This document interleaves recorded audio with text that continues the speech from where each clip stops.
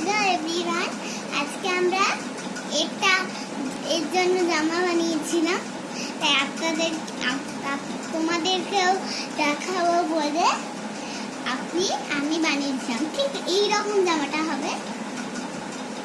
তাই আমি দেখলাম আমার বাবা এরকম একটা পেয়ারার জামা এনেছে।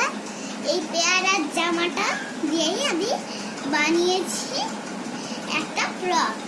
আমি গাজর তো দুটো লাগবেই, তাই আমি প্রথমে এই গাজরটা আপনাদের দেখানোর জন্য আমি যখন দেখলাম যে এইটা একটু ফ্রকের মতনই লাগছে, তাই আমি দেখলাম যে এটা হবেই হবে।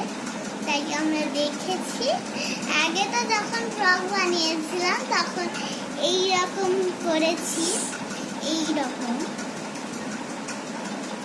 তখন তো এইসব করার তো কোনো মানে নেই, তাই এইসব পুতুলের জামা টামা তো এখন পাওয়া যায় না। তাই আমরা এই সানগ্লাসই দেখাচ্ছি। সানগ্লাস আগে তো যখন সানগ্লাস তো একটা ফ্রকের মতো লাগছে, তাই আসল ফ্রক কে বানাবে? তাই আমরা আসল ফ্রক বানানোর জন্য পেয়ারার জামা করেছি।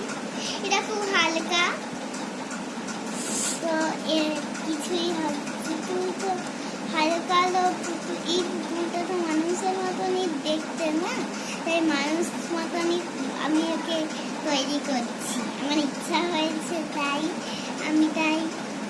এই পেয়ারার জামাটা ওকে পরাবো।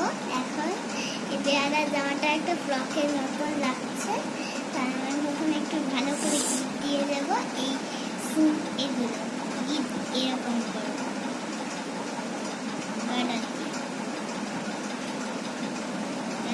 করে দেবো ভালো করে।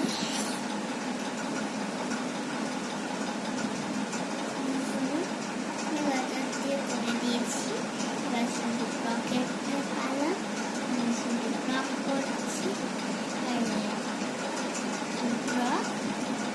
ফ্রক তো করতেই হবে। এই তো আমরা এই ফ্রকটা পেয়ে গেছি। এবারে আমরা নিচ দিয়ে বাড়াবো, উপর দিয়ে বাড়াবো, আর তো উপর দিয়ে বাড়াবো, কারণ আমি একে মানুষ যেরকম করে তোমাকে এরকম করাচ্ছি।